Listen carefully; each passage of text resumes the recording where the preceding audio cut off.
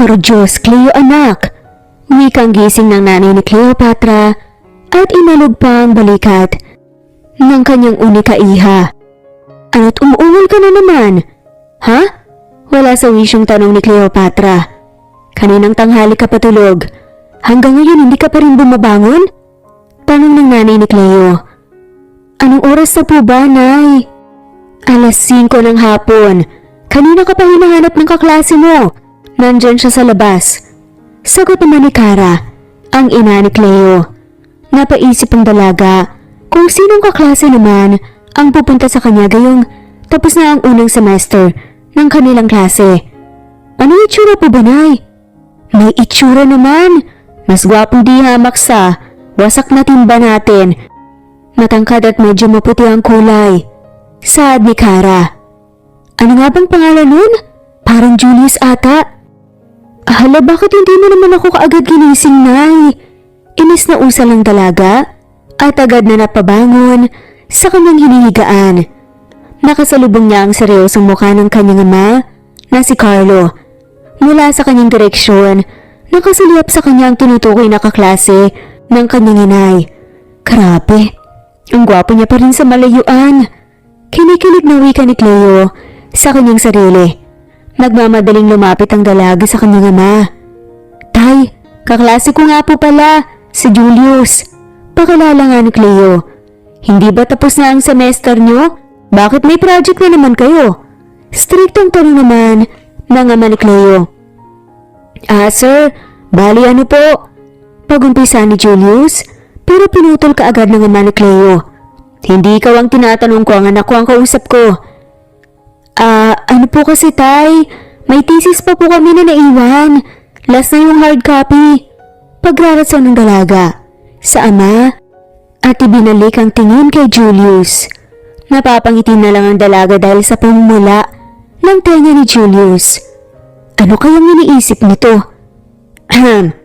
Tikim ni Carlos at pinagtaasan ng kilay ang binata. Mabilis namang napatingin sa sahig si Julius dahil dito. Cleo, magdamit ka nga muna bago ka bumalik dito. Tapos ko naman nang kausapin ang kaklase mo kaya pwede ka nang sumama. Napatingin si Cleo sa kanyang suot at tuon niya lang napansin na hindi siya nakasuot ng bra. Mabilis niyang niyakap ang sarili at tumakbo pabalik sa kanyang silid. Nang makaalis ang dalaga ay masinsinan na kinausap ni Carlos ang binatang sundo ng kanyang anak. Ibabalik mo si Cleo bago mag-alas 11 ng gabi, maliwanag? Nagkakaintindihan ba tayo? Seryosong tura ni Carlo. Agad-agad namang napatango si Julius. Opo, ibabalik ko rin po siya after po ng thesis namin. Tugon ng binata. Dumiretso sina Julius at Cleo sa bahay ng lola ng binata. Nagtatrabaho sa Manila ang mga magulang ni Julius. Samantalang ang kanilang lola ay nasa puder ngayon ng kanyang tiyahin. Kaya't walang tao sa kanilang bahay. Bukod sa 2 senior high school na magkatabi sa isang kama. Thesis pala, pangasa ni Julius at bumapa sa ibabaw ng dalaga. Ano naman irarason ko kay tatay? Sagot ang dalaga. Tama naman din ang sagot mo. Gumagawa naman talaga tayo ng thesis. Biro ng binata kaya't umani siya ng paghampas mula kay Cleo. Pati na lang ay tatawag ko sa'yo. Nakangiting wika ni Julius sa dalagang kanyang sinisinta. Ayoko nga sabi. Nakasinangot na angal ni Cleo. Bakit ba ayaw mo nun? Tanong ng binatang si Julius at niyakap ang bisig sa bewang ng dalaga. Tunog panty nga kasi. Mamaya kung ano na lang isipin ng mga tao tungkol sa akin. Tugon ni Cleo at sinalubong ng yakap ang binata. Ipinatong ni Julius ang kanyang katawan sa dalaga at tinalikan itong muli. Mabilis namang tinugon ni Cleo ang halik ng kanyang nobyo hanggang sa uminit ng uminit ang kanilang paligid. You are my Patty from now on. Gets? Nakangiting turan pa ni Julius at dahan-dahang napakagatlabi na si Cleo sa ginagawa ni Julius sa kanya. Sigurado ako sa iyo, Patty. Buhat na makalala kita. It turns like You're my world. Mahinang usang ni Julius. Hindi malaman ng dalaga kung sadya bang ginagawang kakakit-akit ang binata ang tinig nito o sadyang natural lang talaga na nakakaakit ang boses ng kanyang nobyo. Paano mo naman nasabing sigurado ka sa akin? Base sa pinag-aralan natin, hypothalamus lang naman talaga ang source ng ganyang emosyon. Pilusapang sagot ang dalaga ay kinatawa ng kanyang nobyo. Bakit? Totoo naman ah. Mahal nga kita sa paraan na ako lang ang nakakaalam. Labas ang siyensa sa nararamdaman ko para sa'yo. Hindi ko ma-explain. Sagot ni Julius. Dahil nasa murang edad pa lamang, mabilis na natukso ang dalaga hanggang sa hindi na nila napigilan ang kanilang sarili. Paano kung makakilala ka pa ng mas maganda kaysa sa akin? Ipagpapalit mo ba ako? Tanong pa ni Cleo. Bakit kita ipagpapalit? Kung ikaw lang ang pinakamaganda para sa akin, huwag kang mag-isip ng ganyan. Mamaya mauuwi na naman sa away ang ganitong usapan. Saway ni Julius sa dalaga at minasahe ang bilog na bundok ni Cleo. Napaliyad naman si Cleo dahil sa husay ng binata. Totoo nga yung sabi ni Sir Dexter. Wika ng dalaga na halos tumunog, nahihirapan. Ang alin? Malamlam na balik tanong ni Julius habang natutuwa sa kanyang nakikitang nobya. Nakakagat kasi ang labi nito na parang nanggigigil sa kanilang sitwasyon. Muling inilapat ng binata ang labi sa dalaga at tinanggal ang suot niya. Sabihin mo nga sa akin, sigurado ka ba? Kung ayaw mo naman, pwede naman natin ipagpaliban na lang. Nire-respeto kita. Itigil na natin to kung ayaw mo. Malambing na way ka naman ng binata. Imbes na sumagot, hinila na lamang ni Cleo si Julius palapit sa kanya. Sa kabilang banda, mabilis na lumipas ang mga araw. Cleo anak, masama ba ang pakiramdam mo? Gusto mo ipacheck na kita? Marahang tanong ni Kara sa kanyang nag-iisang anak na babae. Hinaplos niya ang likod ni Cleo at tinignan ng muka. Namumutla ka na. Ano bang nakain mo at kanina ka pa? Suka ng suka. Ayoko po ng amoy ng luya, ma. Nangihinang sagot ni Cleo. Para namang binuhusan ng malamig na tubig ang ina ng dalaga. Dahil sa marinig nito. Teka, umamin ka nga sa akin, Cleo? Buntis ka ba? Natigilan naman si Cleo at hindi makatingin sa kanyang ina. Saktong dumating ang ama ng dalaga galing sa kanilang palayan. Nagkatinginan si Cleo at Kara. Tila nakikiusap ang mata ni Cleo na huwag mo nang sabihin ng kanyang ina ang natuklasan. Buntis ang anak mo, Carlo. Wika ni Kara kaya't napuyos sa galit ang ama ng dalaga. Sinasabi ko na nga ba't sino ang tatay niyan? Ang lalaki bang sumundo sa'yo nung nakaraang buwan? Humanda sa akin ang lalaki niyan. Maras na usal ni Carlos at hinilang itak na nakasukbit sa balikat nito. Mabilis namang tumakbo si Cleo upang pigilan ang balak ng kanyang ama. Tay, wag po! Mahal ko po si Julius. Wag niyo po siyang sasaktan. Humihikbi na pakiusap ng dalaga. Anong sasaktan? Hindi lang yun ang gagawin ko sa kanya. Tugon pa ng kanyang ama. Samantala na sa kaso nga ni Kara ang kanyang mag-ama upang ibiyahe ang kanilang lumang traktora. Pumunta sila sa lugar kung saan namamalagi si Julius. Ngunit nakakadena na ang bahay nito. Mabilis na nagtaka ang dalaga kaya't kinuha niya ang cellphone upang tanungin kung nasa ng binata. Iha, ang nobyo mo ba ang hinahanap mo? Tawag pansin ng isang matandang ginang na malapit sa bahay ng binata. Opo. Nakita niyo po ba siyang umalis? Alanganing tura ng dalaga. Dala niya ang malita kanina pang madaling araw. Nung nagwawalis ako, may sumundo sa kanya. Wari ko nga mga magulang ng binata eh. Dahil parang halos magtalo na sila ng pamilya sa tapat ng bahay na yan. Isa nakikita ko parang ayaw umalis nung si Julius pero wala naman siyang magawa. Sad ang ginang. Nag-umpisa namang pumatak ang luha ni Cleo at tinignan ang galit na ama. Niyakap ni Kara ang kanyang anak At bumalik sila sa sasakyan. Tahimik lang ang kanilang naging biyahe pabalik sa kanilang tahanan at walang may balak na magsalita. Hanggang sa ikinulong ni Cleo ang kanyang sarili, pero bandang gabihan ay bumalik siya sa bahay ni Julius. "Nasaan ka na? Akala ko ba hindi mo ko iiwan?" Lumuluhang tanong ni Cleo sa hangin at nilakad niya ang papunta sa bahay ng binata. Wala pa sa sarili si Cleo nang makarating sa bahay kung saan nabuo ang bata sa kanyang sinapupunan. "Nasaan ka na ba? Akala ko ba walang iwanan?" Tanong ni Cleo sa pintuan kung saan siya palaging binubuhat ng binata. "Paano na kami ng anak mo? Paano na ako?" Napansin ni Cleo na may sulat sa gilid ng pintuan kaya't dinampot niya ito. Napangiti ang dalaga sa sulat kamay ni Julius na lagi niyang pinipintasan. "Cleopatra, mahal kita. Patawarin mo ako kung may mga bagay akong hindi kayang desisyonan para sa sarili ko sa ngayon. Maraming beses akong humindi sa kanila. Hindi kita niloloko sa tuwing sinasabi kong mahal kita at handa naman kitang panindigan.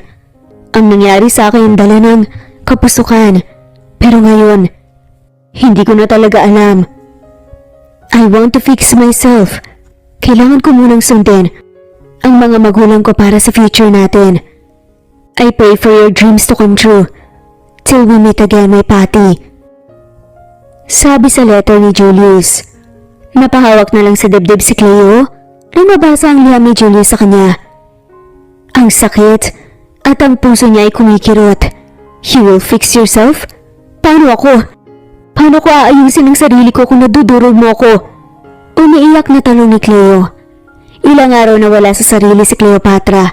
Bawat araw na lumilipas, tila delubyo sa kanyang buhay. Nakakalimutan niyang kumain at madalas hirap na siyang matulog. "Cleo, anak, kumain ka na muna." Marahang wika ni Kara sa kanyang tulalang anak. Nilapitan niya ang dalaga nang mapansing hindi pa rin ito kumikilos sa kanyang pwesto. "Cleo," tawag niya muli. Mabuti na lamang kahit may nagawang pagkakamali si Cleo, hindi pa rin siya iniwan at tinakwil ng kanyang mga magulang. Kung nasasaktan si Cleo, mas nasasaktan ang kanyang ina. Triple ang sakit na nararamdaman ni Kara dahil sa sitwasyon ng anak. Kinakantsawan na ito sa paaralan nang kumalat ang balitang nabuntis ang dalaga sa edad na 16. "Nak, kamusta na ang pakiramdam mo?" tanong ng ama ni Cleo. Ngumiti si Cleo kay Carlo. "Ayos lang po ko, tatay." "Nangangayayat ka na, maawa ka naman sa sarili mo. Kumain ka na." Wika naman ang nanay ni Cleo. "Wala po talaga akong gana na eh. Balik po muna ako sa kwarto, gusto ko na pumatulog." Sabing dalaga. "Cleo, sandali, maupo ka. Mag-usap tayo." Utos naman ni Carlos. "Tungkol saan po, tatay? Ano bang plano mo?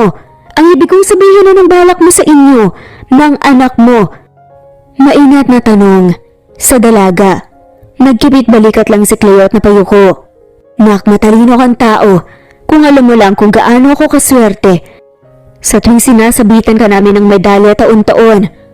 Pero sa totoo lang, anak, wala akong pakialam sa sinasabi ng ibang tao kasi anak kita." "Totoo yun, Cleo." Segundo ni Kara. "Handa kaming tulungan ka ng tatay mo, basta sana naman tulungan mo ang sarili mo, anak." "Ano po ba ang palagay niyo sa ginagawa ko?" Diretsahang tanong naman ng dalaga. "Sa tingin niyo po ba gusto ko po itong nangyayari sa akin? Nagmahal lang naman ako na pero wala po akong ginusto sa kung anumang kamalasan ang nangyari sa akin. Maniwala po kayo sa akin." Hindi napigilan ni Karang maiyak. Samantalang niyakap naman ni Carlos si Cleopatra. Pilit na pinapatahan ng dalaga at nagbibigay lakas ang loob dito. Mabilis na lumipas ang panahon. "Sir, may mga files na nawawala." Malanding wika ng bagong sekretarya ni Julius. Idinigit pa nito ang dibdib sa baraso ng binata. "It's either umalis ka ng kumpanya ko o akong mag-aalis dito sa iyo." Seryosong wika ng binata sa kanyang sekretarya. Malayo na siya sa dating masayahing ugali. Mas naging nakakatakot ang kanyang aura buhat nang kuhanin siya ng kanyang mga magulang. Buhat nang bumalik siya sa Maynila at kunin ang lahat ng kanyang mana. I'm sorry sir. Huwag niyo po akong alisin sa trabaho. Pakiusap ng sekretary. Nagtaas ang kilay ang binata at inihagi sa mga papeles. I said what I said. Ayaw mo malis? Pwes, pinapalis na kita. Hindi ko kailangan ng mga incompetent sa kumpanya ko. Marahas na tura ni Julius at nagsimulang lumakad palabas ng opisina. Nagliparan ng mga papel sa sahig at naiwang umiiyak ang babae. Pang-ilang sekretarya na ba ang umiyak sa harap ko ngayong buwan? Bakit naman kasi hindi sila makaintindi sa salitang respeto na dapat trabaho ang inaatupag at hindi landi? Nailing na tanong ni Julius sa kanyang sarili. Bro, what's up? Bati ng kaibigan ni Julius na si Miguel D. Mukhang ang aga at ang bumagsak ng langit sa iyo ah. Tigilan mo ako Miguel. Sagot naman ng binata. Ito naman hindi na mabiro. Natatawang sagot ni Miguel. Huwag mo ako biruin na ganitong wala akong sekretarya. Plus, may nasirang construction sa site ngayon. Tugon ni Julius at minasahe ang kanyang batok. Bakit kasi hindi mo nalang patulan dude? May kinakalantari ka ba ngayon? O tinagong girlfriend? Baka mamaya may nabuntis ka na pala nang hindi namin nalalaman. Biro pa ng kaibigan ng binata. Wala akong ganoon. Ayoko lang talaga ng babae. Gusto ko lang ng pera. Wika na lamang ni Julius, ngunit sa kanyang isipan aalala niya ang una at uling babaeng pinangakuan niya. By the way, samahan mo ko sa province. Yung lugar, nila lola. Doon kasi malapit ang site. Sure bro, no problem. Saad naman ni Miguel. Nang dahil sa gulo ng magulang ni Julius, napilitang bumalik sa Manila ang binata para makuha ang kanyang mana sa mayamang ama. Kinalauna nag-asawa ang kanyang tatay at sumama na sa labas ng bansa. Habang nawala naman ang direksyon sa buhay ang kanyang ina. Isang araw na lamang niya na lang na nabangga ang kotseng minamaneho ng mami niya. Doon na konsidera na ulila na nga siyang lubos. Was it fun to have a big family? Tanong ni Julius sa sarili. Sinilip niya sa rear view mirror ang kanyang kaibigan na nakasunod sa sasakyan niya. Ayoko magkaanak, lalo na kung may iwan ko lang sa ere ang sinimulan kong pamilya. Wala na akong balak gayahin ng tatay ko. Napabuntong hininga na lang ang binata at mas binilisan ang pagpapatakbo ng kanyang sasakyan. Nang makarating sila sa palayan, kusang bumalik sa alaala ni Julius ang mga panahon kung saan siya noon naglalaro at ang bahay kung saan siya minsan nakipaglaro sa apoy. Kamusta na kaya siya? I'm sure pamilyadong tao na siya ngayon. Bibo, tulala ako sa damuhan ah. May Mariang Marquis ka bang nakikita na hindi ko nakikita? Tanong ni Miguel nang makaupo sa tabi ng kanyang kaibigan. Matatamaan na kita, makikita mo talaga. Inis na usal ni Julius at umakyat sa bahay ng kanyang yumaong lola. Yung joke mo pang tito na. Sa bagay, 27 years old ka na. Natatawang turan pa ni Miguel. 10 years ago, I was lying on this bed. Kasama ang kauna-una ang babaeng inangkin ko. Wika ng isang parte sa isipan ni Julius. Napalitan na ang bedsheet ng kamang hinihigaan niya ngayon. Iba na rin ang mga kagamitang naka-display sa cabinet. Pakiwari niya ay mapakialaman na ng kanyang kahin ng gamit. So anong gagawin natin ngayon? Alangan namang sabayan kitang matulala dito. Pwede ka namang umalis muna para makapagpahinga yung tenga ko. May signal naman dito kaya hindi ka mahihirapang bumalik. Pakiayos na lang yung yaan ko. Pero kung di ako makakabalik, magsasabi naman ako. Alam mo na, natatawang turan pa ni Miguel at tumabas sa pintuan. Nailing na lang si Julius at humiga sa kama. Matapos ang ilang minuto hindi dinalaw ng antok ang binata kaya't napagdesisyonan nitong lumabas ng bahay. Wala namang nagbago sa probinsyang inalisan niya. Kaya sigurado siyang hindi maliligaw sa kung saan man siya dalhin ng kanyang mga paa. "Habulin mo ako, Clyde!" Sigaw ng isang bata habang nakalingon sa isa pang bata na kahawig nito. Dahil sa maliliit na bias ng mga batang nagtatakbuhan, kamuntikan ng masubsob ang nakasuot ng kulay kahel na isa pang bata. Kaya mabilis ang nilapitan ni Julius ang bata at tinulungan ito. Kaya laking gulat niya nang mapagmasdan ang kakaibang kulay ng mata nito. "Wow! Same tayo ng color ng eyes!" Bulalas ang batang hawak ni Julius. "Clyde, look! Come over here! Ang bilis mo naman kasing tumakbo, Cleus!" "Wait!" Alanganing usal naman ni Julius. Napahinto naman ang batang tinatawag na Clyde. Nagkatinginan sila at gaya ni Cleus, nalalaking mata itong nakatingin kay Julius. "Bakit same tayo ng kulay ng mata? Akala ko ba unique kami ni Cleus?" Wala sa sariling usal ito at napahawak ng mahigpit sa braso ng kakambal. "Baka nagsisinungaling si Mama sa atin?"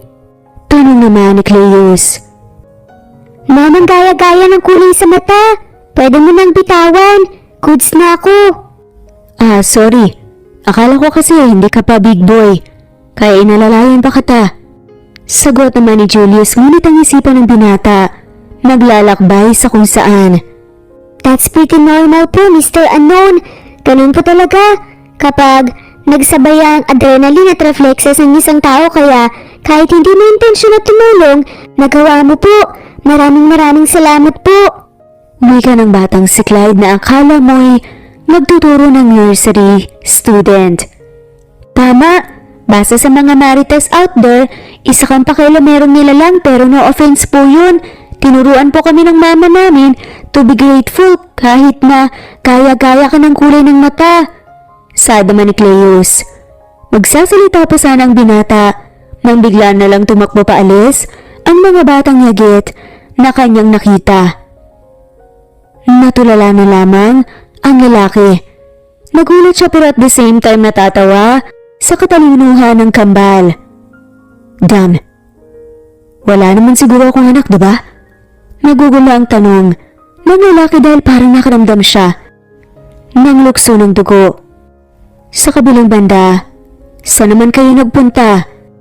Kakasabi ko lang kanina na wag aalis ang bahay, diba? Salubong ang kilay ni Cleo habang ang dalawang bata naman ay panay ang kamot ng ulo. "Sige, nangangati na naman ang ulo niyo kahit wala naman kayong kuto." "Nanay, wag mong masungit, may dinala nga kami sa'yo." Nakangiting sagot ni Cleus at bahagyang siniko ang kanyang kakambal na si Clyde. "Charan! Ito po yung pasalubong namin sa'yo, Nay!" Masayang ipinakita ni Clyde ang hawak na bulaklak ng santan. Napangiti naman ang matamis si Cleo nang maramdaman ang yakap ng dalawang bata sa kanya. "Kayo talaga. Kung hindi ko lang kayo anak, baka kanina ko pa kayo nakutusan." "Nanay, hindi mo ko makukutusan kasi bawal yun. Sa sobrang cute ko ba naman, kukutusan mo pa ako?" Tugon pa ni Cleus, may kinasimangot ng kanyang kakambal. "Hoy, wag mo akong tignan na, hindi ako pwede, magkamukha kaya tayong dalawa. Kaya diba, bawal mo rin akong kutusan, Nay." Sad naman ni Clyde. Kinurot ng bahagya ni Cleo ang kanyang kambal sa mga pisngi nila. "Syempre hindi ko kayo kukutusan, pero dapat matuto kayong sumunod sa utos ko, ha?" Marahang tanong naman ni Cleo, nasabay na silang ayunan ng kanyang mga anak. Gaya nitong mga bulaklak ng santan, baka mamaya magalit na yung may-ari, kakakuha niyo rito, dapat magpapaalam kayo. Saad naman ni Clyde. "Opo naman, Nay. Ay, may tatanong pala kami sa'yo po. Diba po sabi mo po unique ang kulay ng mata namin?" "Oo, natatandaan kong nasabi ko yun. Bihira ang ganyang kulay ng mga mata." Sagot naman ni Cleo.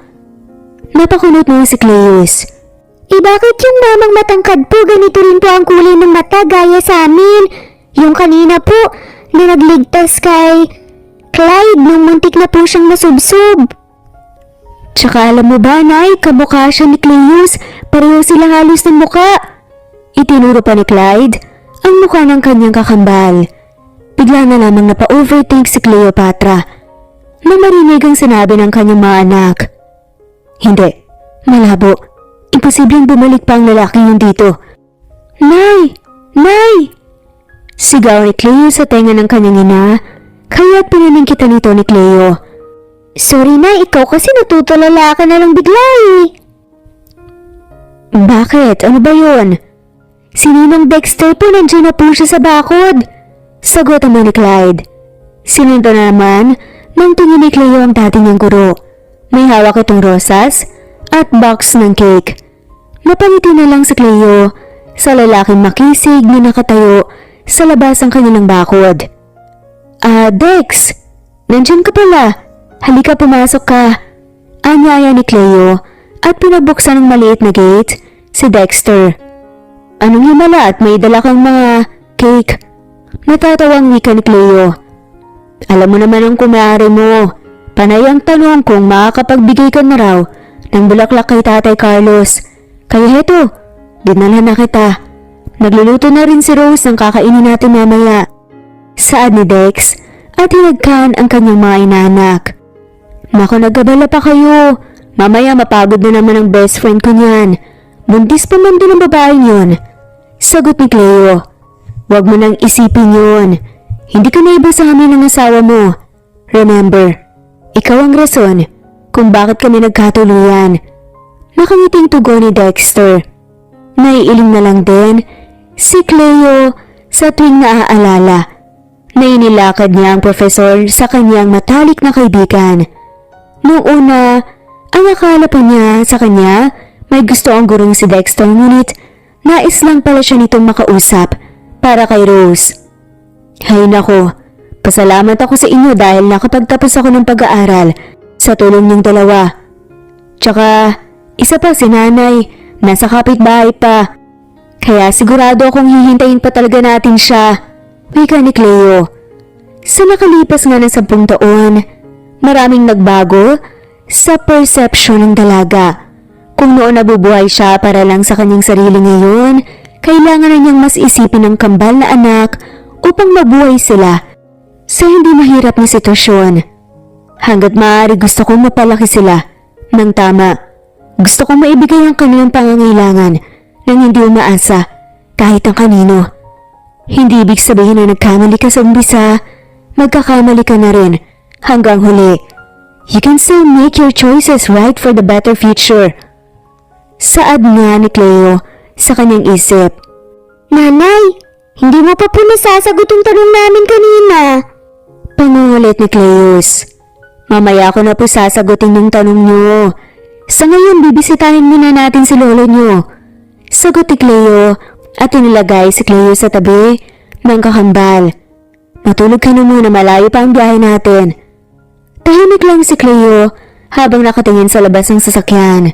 Tanging boses ng kanyang ina na si Cara at kaibigang si Rose ang kanyang naririnig sa buong biyahe.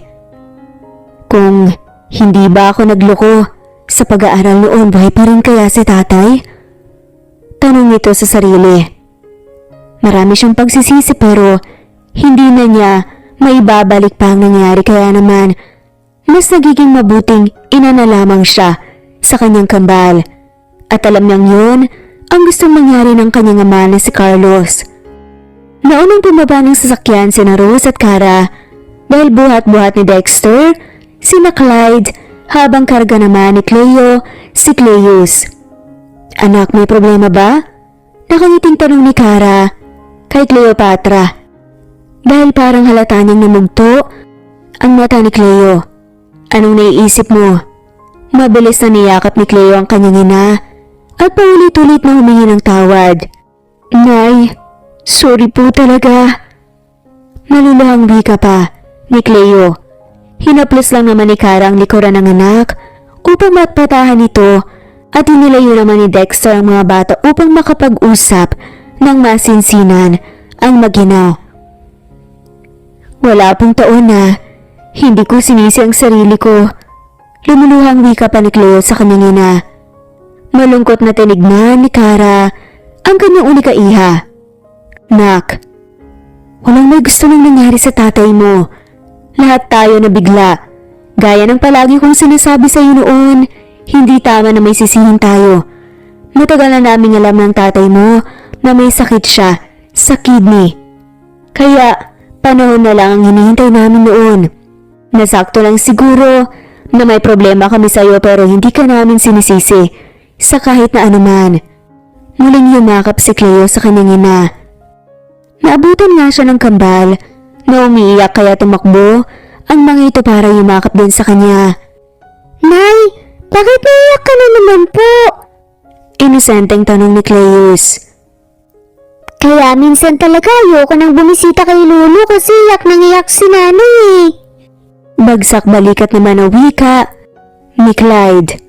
Sorry, mula ngayon hindi na ako iiyak sa kada bisita natin sa lolo nyo. Saad naman ni Cleo at niyakap ang kambal. Buhat ng araw na makita ng kambal ang lalaking nagmamay-ari ng malagintong mata, palagyan ang bumabalik ang mga ito sa kung saan nila naabutan ng binata. Sir, bakit ang tagal mo naman gumawa niyan? Naiinip na tanong ni Cleus. Oo nga po sir, mula kanina pa yung saranggola namin sa'yo ah. Pinangalawahan naman ni Clyde. Pwede, sandali lang. Tanong naman ni Julius sa kambal, nakaharap niya at natatawa pa nga si Julius sa kakulitan ng dalawa. Pero masaya siyang kasama ang mga to. Makautos talaga tong dalawang bulinggit na to.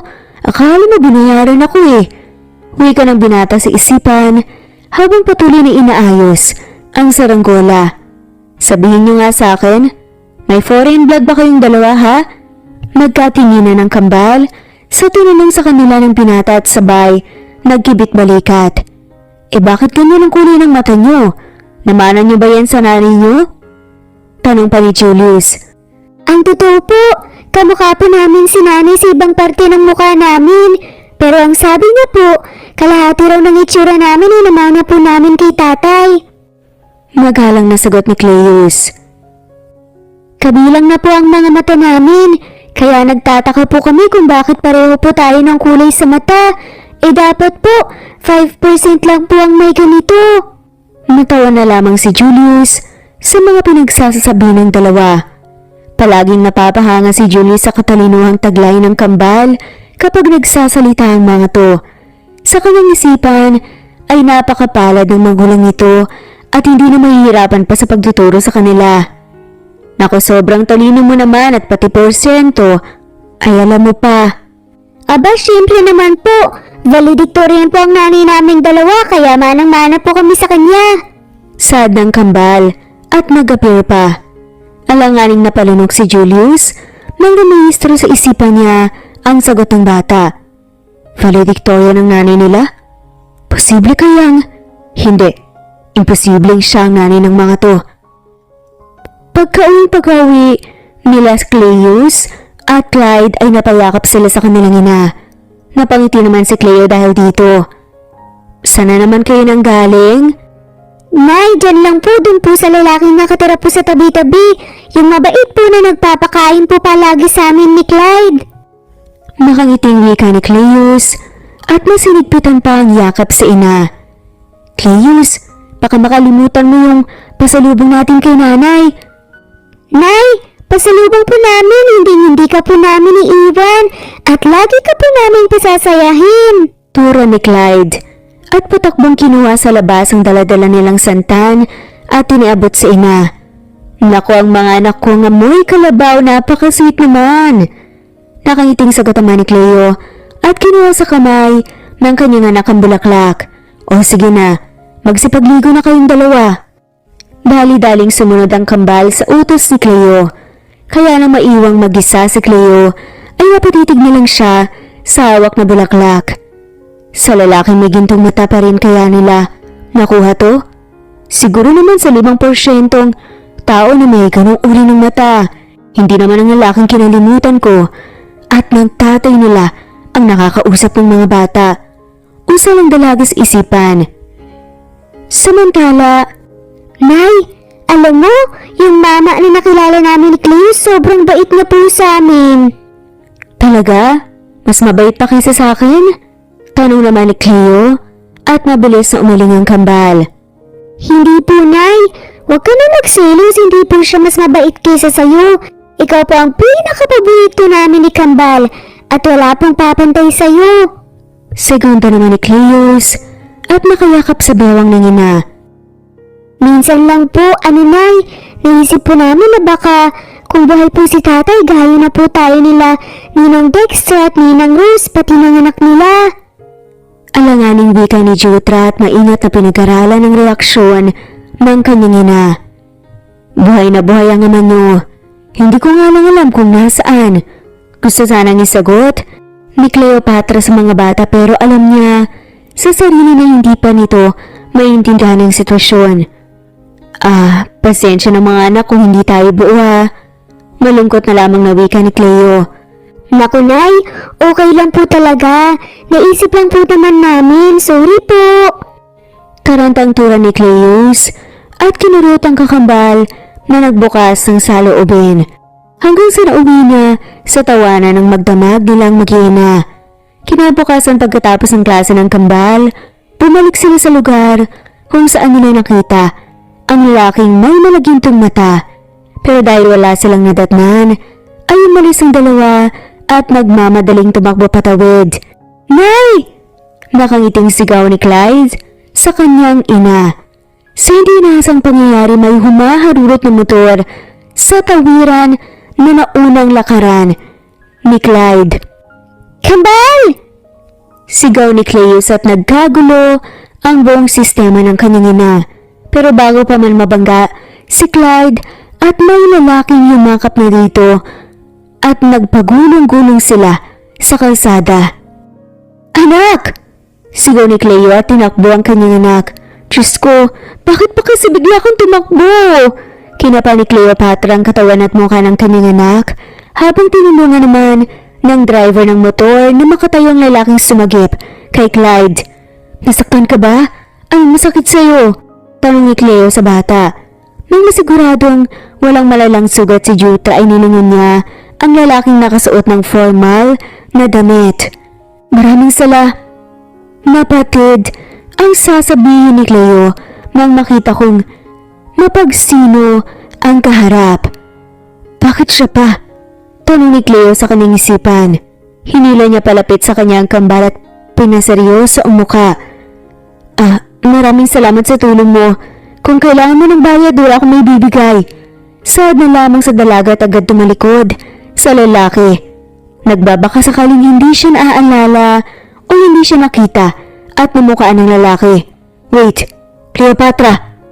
Hinigit ni Julius ang kanang braso ng dalaga. "I said wait." Saad na lamang nito at napapikit si Cleo. Inaksi ni Cleo ang kamay ng binata. "Bitawan mo ko. Hindi kita kilala." Tiritsahang tugon ni Cleo.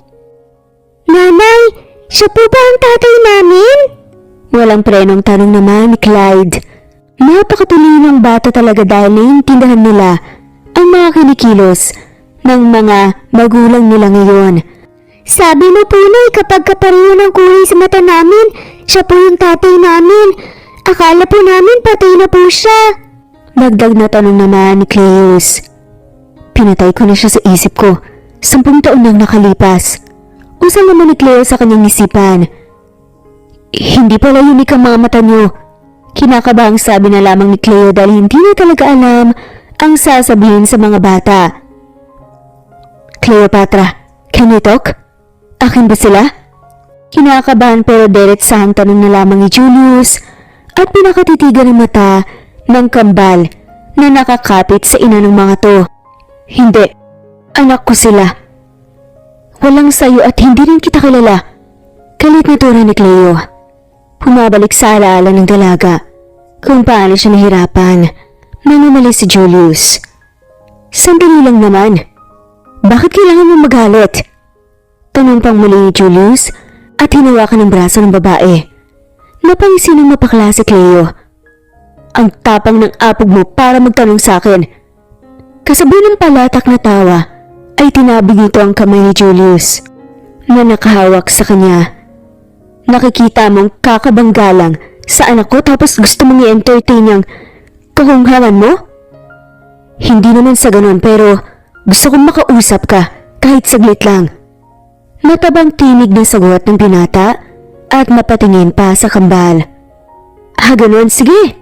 Okay naman ako matapos mo kong gawing parang tae sa ere na kung saan mo lang iiwan. Cleo, nasaktan din ako, sabi Julius. O tapos, anong gusto mong gawin ko, Julius? Patawarin ka kaagad? Ganun ba? Sarkasikong tura ni Cleo. Hindi naman sa ganun, pero sana nauunawaan mong hindi rin naman kita gustong iwanan dati. Di sana hindi mo ginawa, pero wala na, tapos na. Wala ka nang babalikan.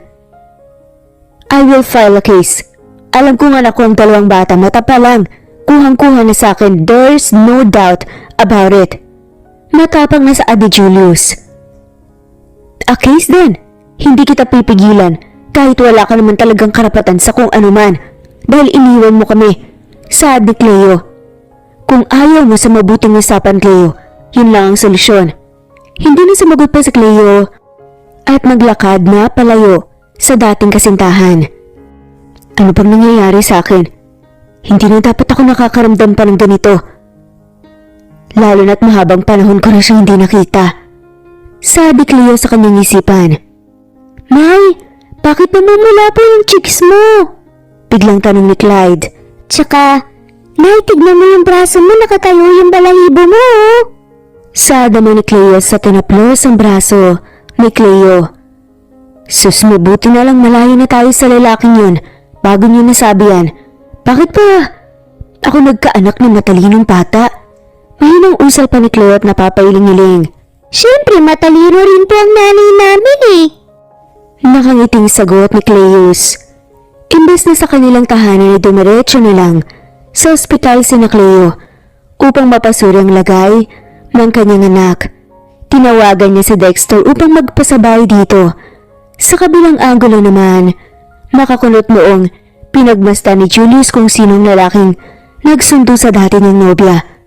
Anak nang, kilala kong lalaking yun ah. Don't tell me siyang asawa ni Cleo ngayon.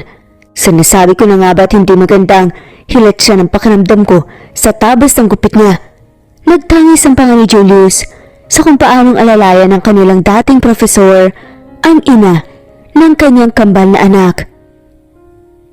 Kambal na anak, may anak ako na naabanto na dam. Inis na usal ni Julius sa kanyang isipan. Pagkabalik ni Cleo sa kanilang bahay, nagalo-halo na naman ang nasa isipan niya. Napansin naman ni Kara kaya nilapitan niya ang dalaga. Kanina ka pa naglalaro ng kamay mo. May problema ba? Anong sabi ng doktor sa apo ko? Mahinahong tanong ng ginang. Ayos naman po, sabi ng doktor. Clear naman na po lahat ng x-ray.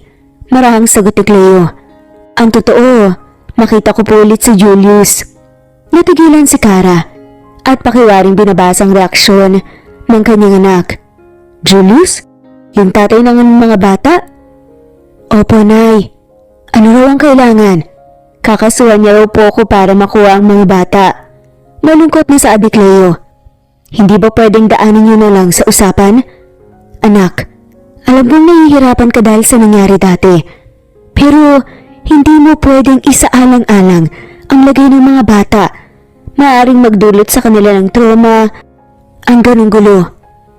Papatawarin ko na lang po ba siya, Nay? Hindi ko alam ang gagawin ko, Nay. Pakiramdam ko akong nabangga ng motor kanina. Pagkatapos ng lahat ng nangyari sa akin, ganun na lang yun? Bigla siyang susulpot at kukuhanin ng mga bata? Cleo, anak, hindi naman sa buhay mo papasok si Julius, kundi sa buhay ng mga anak niyo. Kailangan nila ang tatay nila kahit papaano. Kasi yun ang bubuo sa kanilang pagkatao. Paliwanag ng ginang. Maaaring hindi ko siya mapapatawad pero hindi maaaring hindi siya pumasok sa buhay ng kambal. Anong gagawin ko? Paano ko siya matatanggal sa buhay ko kung ganoon? Napasa po na lamang si Cleopatra. Sige, nakapag-desisyon na ako. Kakausapin ko siya bukas. Samantala sa opisina ni Julius, lahat halos ay nakayuko at ilang na tumingin sa binata. Tinawagan niya ang kanyang lawyer para sa pwedeng case nila ni Cleopatra. Dapat makakuha ko ng custody para sa anak ko. Hindi pwedeng hindi. Nabawi ang atensyon ni Julius nang kumatok ang kanyang kaibigan. Bro, may chicks na naghahanap sa'yo sa labas. Nakaising tura ni Miguel at pinapasok ang hindi inaasahang bisita na binata. Natigilan si Cleo sa kanyang nakita. Ang likit naman ang tingin na yan. Kala mo hindi mo nanluloko ng isang tao. Wika niya sa sarili habang pinagmamastan ng tingin si Julius. It's nice to see you again. It wasn't nice to see you again. Sabat naman ni Cleo. Napatalak ng tawa ang kaibigan ni Julius dahil sa pagtataray ni Cleopatra. 1-0. Paano ba yan bro? Mukhang bias ka sa chicks na to. Pangasar pa ng lalaki na ikinailing na lamang ni Julius sa kaibigan. Anong magandang hangin ang nagdala sa'yo at napadalaw ka rito? Pagtatanong naman ng binata. Hindi na ako magpapaligoy-ligoy pa. Gusto kong ayusin natin ang tungkol sa mga anak ko. Ayoko masangkot sila sa gulo nating dalawa. Kaya once and for all, tapusin na natin ang gusot. Napangisi si Julius. Ikaw lang naman ang may gusot sa akin, diba? Kaya nga ako magpa-file ng custody dahil sa ayaw mong magkaroon ako ng karapatan sa anak natin. Nandito na nga ako para makipagayos. Matagal naman na tayong tapos, kaya hindi na dapat madamay pa ang mga anak ko sa problema. Sad ni Cleo. Napangiti na lamang si Julius at sinenyisan si Miguel na lumabas na muna ng opisina. Humakbang ang binata papalapit kay Cleopatra. Lalo lang siyang nakaramdam nang tuwa nang mapansing hindi ito natinag sa kanyang ginawa. Kailan tayo magkikita? Napataas ang isang kilay ni Cleo at napangisi sa kanyang kausap. Anong pinagsasabi mo dyan? Anong magkikita? Anak ko ang kailangan mo. Kaya we will settle this para ito na ang huli nating pagkikita. Tungkol sa mga papeles, you don't have to worry about it. Si Dexter na lang magbibigay sa'yo ng draft para sa kasunduan natin. Biglang nawala sa hulog ang mukha ni Julius na marinig ang pangalan ng dating profesor. Bakit kailangan siya pa ang magbibigay? May pangbayad naman ng abogado kaya ako nang bahala. Ikinabit-balikat na lamang ni Cleo ang isinagot sa kanya ng binata. Okay, bigyan mo na lang ang draft at nang mabasa ko agad. Pagkasabi nila tumalikod ang dalaga. Cleo, wait. Mahinang usal ni Julius, kaya napatigil si Cleopatra.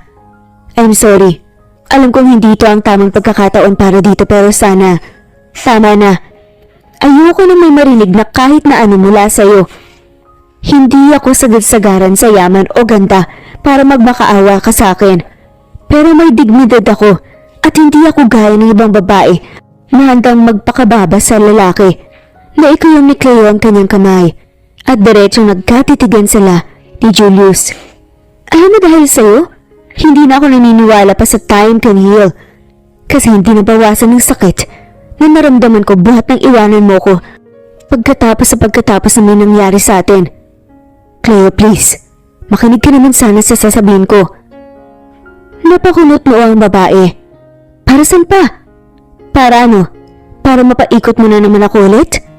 Mapaklang natawa si Cleo. Habang pinipigilan ng mapahagulgol, nangiyak. Hindi nabawasan ng sakit na ginawa mo sa akin. Sa katunayan nasanay na lang ako sa pasakit na binigay mo. Namanid na lang ako dahil sa ginawa mo. Kaya kung nakakaintindi ka, please lang, lubayan mo ko. Sinundo na lang ng tingin ni Julius ang humuhunos na si Cleo. Sinuntok niya ang pader at hinagis lahat ng gamit sa kanyang lamesa. I'm sorry Cleo pero kailangan ko lang talagang gawin yon. Pagkalabas ng building, nandoon na lamang humagulgol ng iyak si Cleo. Napahawak siya sa kanyang dibdib dahil sa sakit na nararamdaman. Dealing with depression is not easy. Araw-araw niyang kine-question ang kanyang sarili kung anong mali sa kanya. Cleo anak, May naghahanap sa'yo. Pagising naman ni Kara sa kanyang anak isang araw. Napakunot noon si Cleo. Sino po? Pakisabi maghintay na lang po pababa na ako. Hindi naman importante ang bisita mo. Yung lalaking kinasusuklaman mo lang naman. Malakas pa na saad ni Kara. Natulos naman si Cleo sa kanyang narinig. Sige po, susunod na po ako, Nay. Malamig na saad niya. Rinig na rinig ni Julius kung paano magdabog ang mama ni Cleo. Masigina ang Kara. Bababa na raw siya kahit pa ayaw ka makita. Asik ni Kara. Minaigi ni Cleo na tagalan ng pag-ayos ng kanyang silid. Mabuti na rin at wala ang mga bata at wala siyang magamit na rason para magpakita rito. Samantala sa sala naman nag-ayos ng pagkain si Kara para sa pananghalian nila dahil paparating na ang kanyang apo. Kumain ka na ba? Napangiti ng bahagya si Julius. Hindi pa po. Abay kumain ka na muna sa labas, sakto lang ang pagkain namin dito. Masungit na saad ni Kara dahil hindi nito mapigilang magtaray dahil sa ginawa ni Julius sa kanyang anak.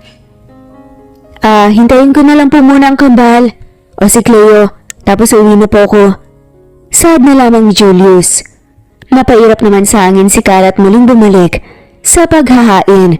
Maya-maya pa dumating na ang mga bata. Mabilis na napangiti si Julius. Hi Cleus, Clyde. Bati pa ng binatang ngunit pinakatitigan lang siya ng mga to. Alintang na sa gaganapan, nagmamasid si Cleo mula sa kanyang silid. Cleus, Clyde, magmano kayo sa papa nyo. Matagal na nagtinginan ng kambal bago sinunod ang kanilang ina. Mano po? Sabay na wika ng kambal at bumalik sa pagkainan. Malungkot na napangiti naman si Julius sa ginawa ng kanyang anak. Ma'am Kara, mauna na po ako, busy pa po siguro si Cleo. Text ko na lang po siya sa susunod bago ko makapunta para hindi ako makabala. Pasensya na po. Parang nang binata sa ginang. Magsasalita na sana si Kara nang bumaba ang kanyang anak para pigilan si Julius. Dito ka na kumain pagkatapos. Pag-usapan na natin ang tungkol sa mga bata. Wika nito nang hindi tumitingin sa mata ng lalaki. Hindi sinayang ni Julius ang pagkakataon na tagad sinunod ang sinabi ni Cleo. Nang biglang may kumatok nang paupo na sana siya sa tabi ng kambal. Ako nang magbubukas. Nakaiting sabi naman ni Julius. What the? Saad ni Dexter nang makita niya si Julius. Agad na sinara ni Julius ang pintuan at napairap sa kawalan. Taka naman siyang tinitigan ni Kara habang inuusisa ni Cleopatra kung sino ang kumatok. Sino yun? Takang tanong ni Cleo. Scammer lang, pag-alagala. Lintik ka, Protasio. Buksan mo tong pintuan! Sigaw naman ni Dexter.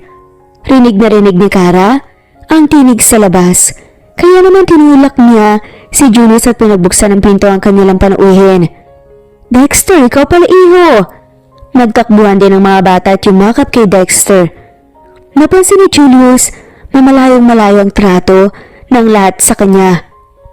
Ilang beses na napalunok si Julius habang naiisip na hindi na siya dapat pang magpakita sa anak niya at kay Cleopatra.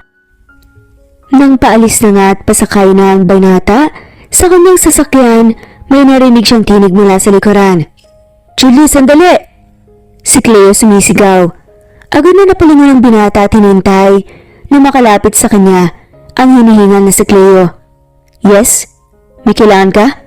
Hindi pinahalata ni Cleo ang malamig na tinig ng binata sa kanya. About sa pag-uusapan natin. Pwede mo lang sabihin ngayon. At least maayos na kaagad. Hindi na kailangan, Cleo. Kakausapin ko ang lawyer ko for further advices. After nun magpapadala na lang ako sa sekretary ko. Ipapaubaya mo sa sekretary ang usapin tungkol sa sarili mong anak? Naiinis na sabi Cleo. Hindi naman sa ganon. Hindi makapaniwala ang dalaga sa kanyang narinig. Teka, tama ba ang narinig ko? Sustento? Nag-iisip ka pa ba ng tama? After 10 bloody years? Tsaka ka magpapakita para magbigay ng sustento sa anak ko?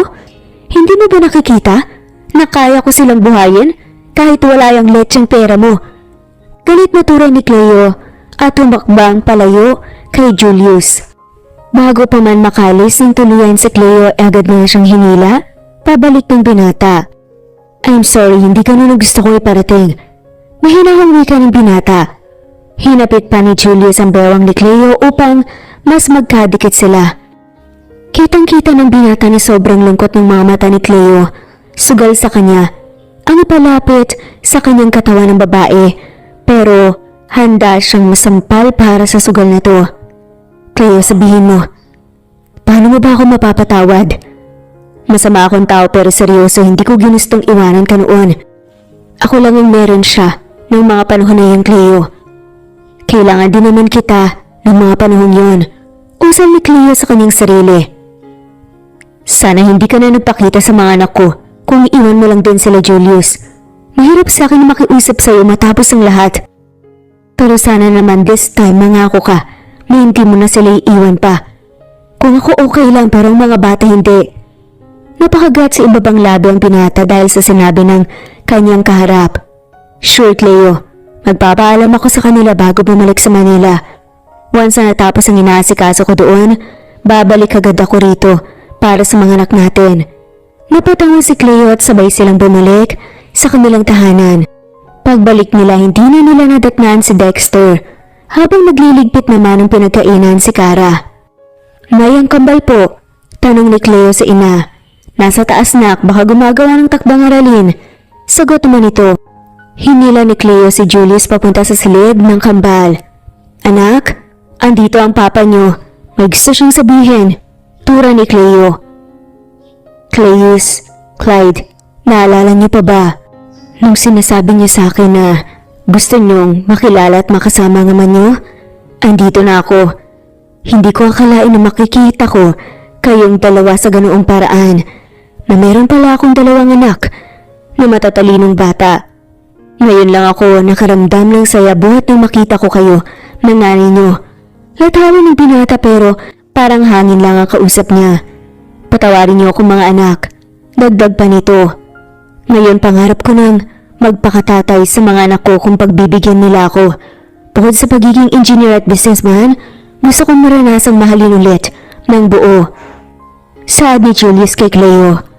Pero patuloy pa rin ang pagsusulat ng kambal at tila hindi niintindi ang ama. Ngunit sa sumunod na sinabi ni Julius, bigla na lang natulos ang mga bata sa kanilang aralin. Sorry kung matagal akong nawala mga anak, sabi nito ulit. At doon na nga, pinansin sila ng kambal. Tay, wag mo na kami iwan ulit nila kambal at nanay Sigaw ni Clyde at yumakap sa ama.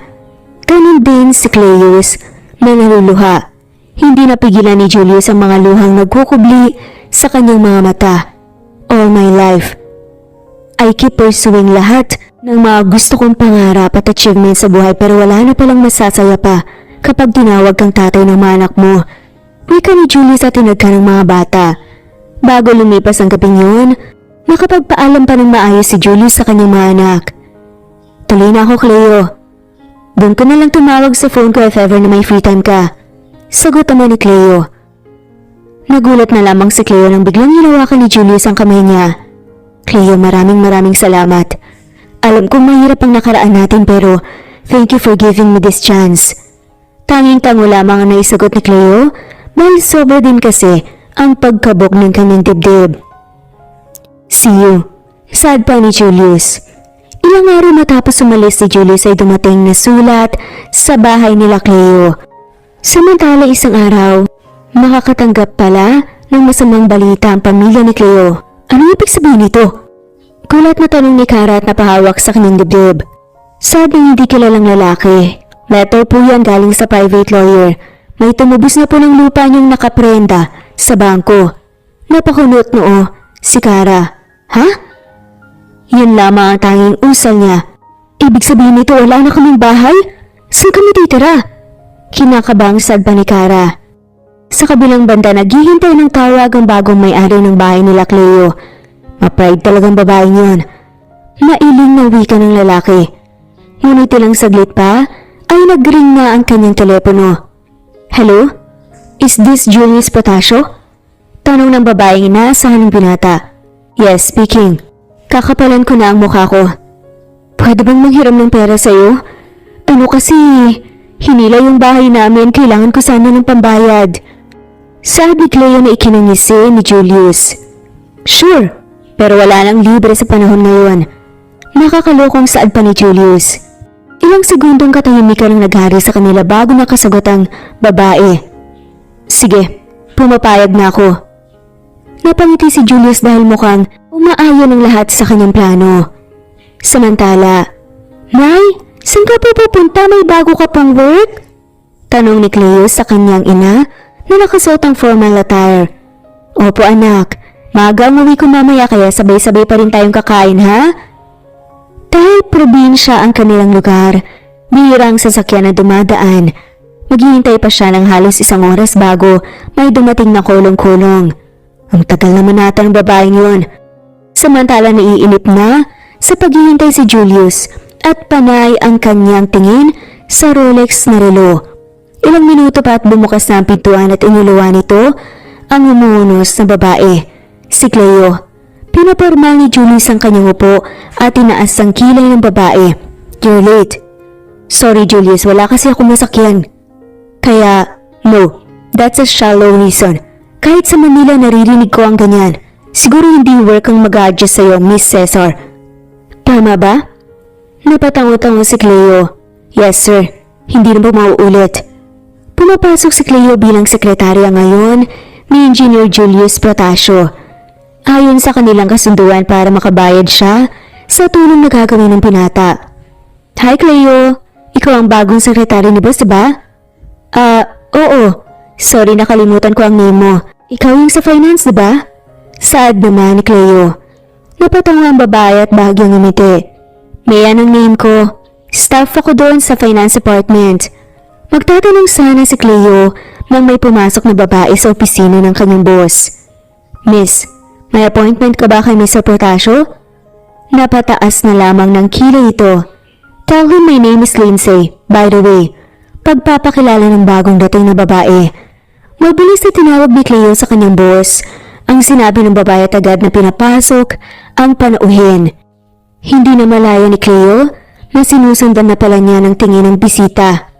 Hoy Cleo, si Miss Lindsay, siya ang balibalitang girlfriend ng pihikang boss natin. Ha? Pihikan? At chismis nga sa kanya, oo pihikan niyang si boss. Bukod kay Miss Lindsay, wala nang ibang babaeng nakakapasok sa kanyang opisina. Tila nakaramdam naman ng kirot si Cleo sa kanyang dibdib. Maganda naman siya.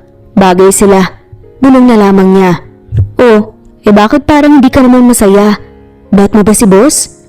Pangasar pa nga ni Ann. Hindi Weh, ganyang reaksyon ng itsura ng selos. Sad naman ni Ann. Nanaki naman ang mata ni Cleo dahil sa bintang ni Ann. Makasamting ka naman dyan at selos. O sisera ka. Natawa na lamang ng bahagya si Ann. Mali ka nang iniisip. Hindi kami close ang boss natin. Hindi kayo close pero may gusto ka sa kanya. Tatanggi na sana si Cleo nang magsalita si Lindsay. Stop it. Hindi ka gusto ni engineer kaya ngayon pa lang, tigilan mo na ang pagpapantasya. Matalas na turan pa ni Lindsay kay Cleo. Pagkalis ng babae, pinatawag naman ni Julius si Cleo para ipaayos ang necktie nito. Oh, bakit ka nagdadabog? Tanong ni Julius at sinamaan siya ng tingin ni Cleo. Hindi ko po sadya sir, sorry. Malamig na saad lamang ni Cleo. Taliwas sa sinabi ng dalaga ang inaakto nito kaya napailing na lang si Julius. Pakiayos nga yung necktie ko?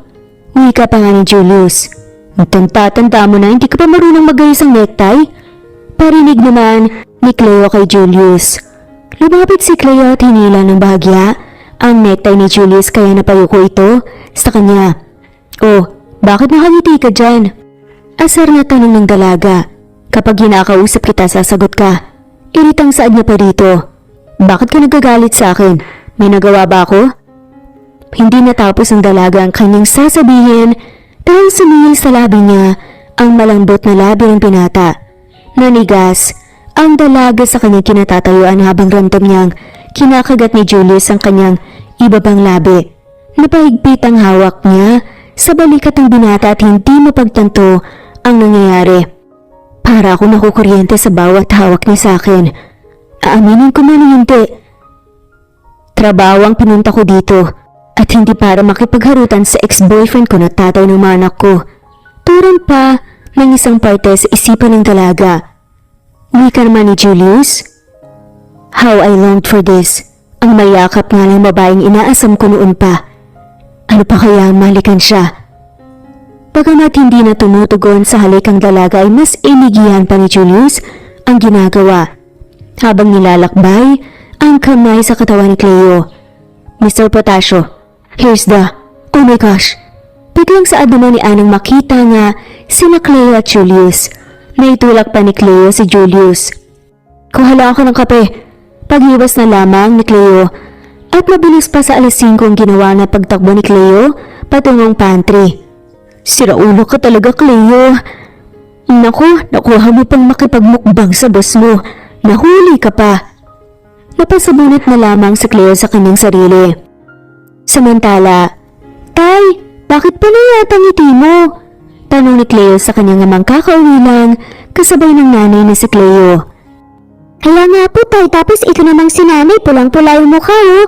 Siguro nasobrahan ng koloreto mo po, nanay. Segunda naman ang kakambal ni Cleus.